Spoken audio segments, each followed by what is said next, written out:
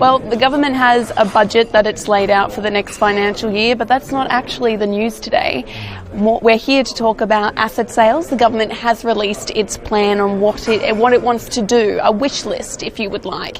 It plans to sell or offer private investment into about $33 billion of state-owned assets. That's your ports, your electricity network, your generators, that sort of thing. And what it's going to do, it's going to use 75% of the money raised in that sale to pay down the debt, and the rest of it is going to go to infrastructure. We believe that the strongest choice, the smartest choice, is the sale or lease of some assets. The businesses that we're considering are the businesses of the Port of Townsville and the Mount Isa railway line, the Port of Gladstone, the sale of the energy generators, CS Energy and Stanwell Energy, and private sector investment in Powerlink, Ergon and Energex. On the ports, we consider a long-term lease as the appropriate model to follow, and that will be something that we will be taking to the people of Queensland. We'll be honouring our commitment to seek a mandate as we build a strong and bright future for Queensland.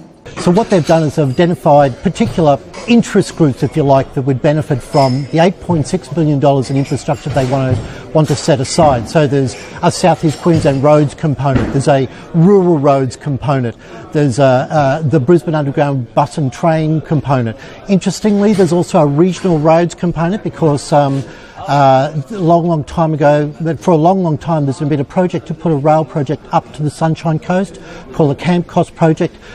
It's prohibitively expensive and it's never been funded whatsoever. So that's an interesting sort of idea that they've identified that.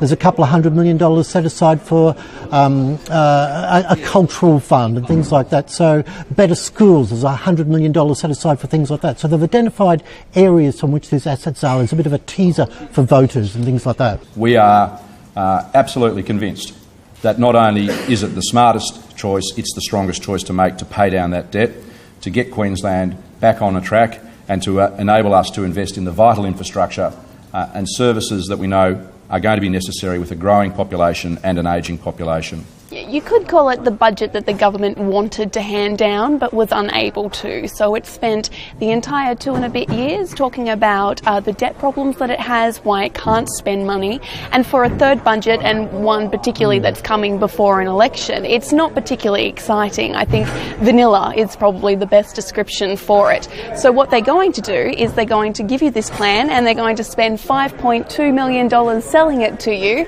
and that's going to be the what we could do if you let us sell assets plan. We're going to ask people where they think the money should be spent. We'll finalise the plan in September, and then of course it'll be taken to the election that will be held full term. Once that's done, we'll then in a very careful, planned, methodical way go to the market and see where we can get the best value for these assets. And I think a lot of it will depend on how well it's taken by pensioners and people receiving concessions. I mean, yes, a lot of the budget money is cut from the federal government, but it depends on how astute voters are at distinguishing, well, it's the federal government that cut that money, not the state government. So I think there's a big gamble that the state government is paying there. They have yet to decide how much of those concessions they will reduce them. They still have to work that out. But they have to do that fairly soon because the money has to be factored into local council elections, which are due out within a fortnight.